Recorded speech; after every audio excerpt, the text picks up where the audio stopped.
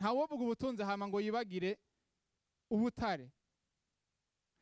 Inama shikiranganje idasanzwe heruka yaremereye ishirahamwe Sotrevo kuyimba no gushora ubutare bwaheruka kuvumburwa hariya mu ntara ya Kirundo Imurehe. Aha Abarundi babona ko bagiye kogorora kw'igihugu nyene ubutaka kizoronka ibice 20 kwijana, iryo shirahamwe naryo rikaronka ibice 80 kwijana.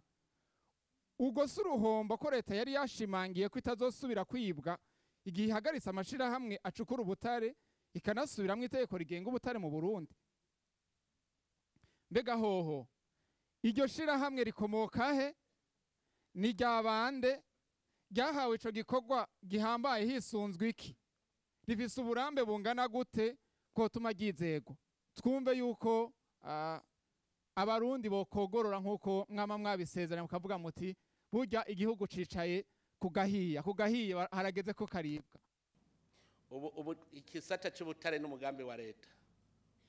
Kubera iki ari umugambi wa leta?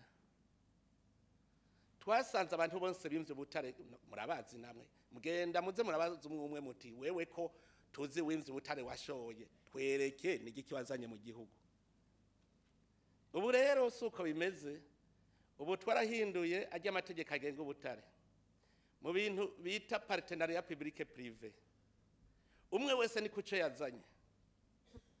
Nukuvuga yuko ni haba mugwizatunga yazanye amahera angana uku yo kwimba ubutare kugira bikunde ko tubwimba, ategeza kuronka ayo mahera yiwe n'inyungu yayo, birumvikana. Hanyuma leta nayo igatwara ayayo kuko yazanye ubutare nawe yazanye amahera. Mugabura rero mwaza hasi.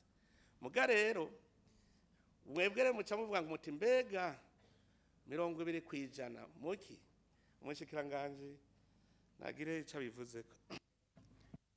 Murakoze cyane nyene cyubahiro mukuru w'igihugu kumpa ijambo. Nkuko mubivuze nuko bimeze, nagira ubwa mbere mbwire wabaje ikibazo n'abarundi babimenye, nuko mu butare igihugu musanze cyahora gisahurwa bimwe biteye ubwoba. Ugasanga amasosiyete aje avuga ngo tugire société mixte. Muri société mixte wumva muza kugabura kubyo twita dividende, muza kugabura n'igihe yungutse. Ariko uko byakabaye kose wazubona aje kudekarara uko umwaka uheze ngo ntaco nungutse, ukamurindira agasubira agakurundi mwaka wa kabiri ngo ntaco nungutse, mugabo yashoye ubutare bwagiye.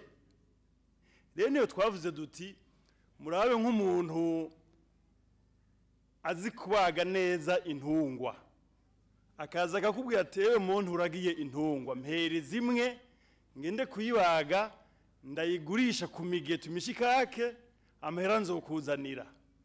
Intungwa wayimuhaye tuvyumvikane, aragiye arayibaze, avuze ngo kubaga kuza byamiri twita gucinja ngo byamutwaye amahera, gukuraho urushato nivyo muna ngo byamutwaye amahera, ngo yaguza amakara, ngo yaguza kunyu, yaguza agapiripiri, yanahonjeje wewe kumbure, akaza akakubwira mu nyuma ngo nahomvye nani.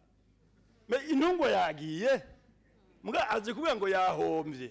Ivyo rero nivyo twansi tuvuga duti ingo ubutare bwo nabuguhaye nabubonye burimwo imba, hama ugira ishore banza umpereze, wahomba wareka nabubonye banza umpereze ayanje nshiri ruhande, waharuye nabi uragenda wenyene. Nivyo tuvuga. Aho murumva ko 20 kwijana nkanye n'umutahi twe tuba twayaronse bwa mbere, turumvikana. Hanyuma ibisigaye rero nivyo nyene abwiza kuvyaza umusaruro ubwo butare, akagwiza umwimbo kugira ngo dusarure vyinshi. Hari bizokenegwa amamashine, gusubiriza ivyapfuye, guhemba abakozi, hariho amatagisi abwiza kuja muri leta, ni vyinshi cyane. Niyo mpamvu mureke dukore gatonyi hanyuma turabe uko bizogenda ko tuzobikurikirana kurya tuzobikurikirana kurya umwana akurikira nyina w'umwana akurikira umuvyeyi wiwe igihe ariko aratembera niko tugiye gukurikirana ubutare turabe ico bwofasha igihugu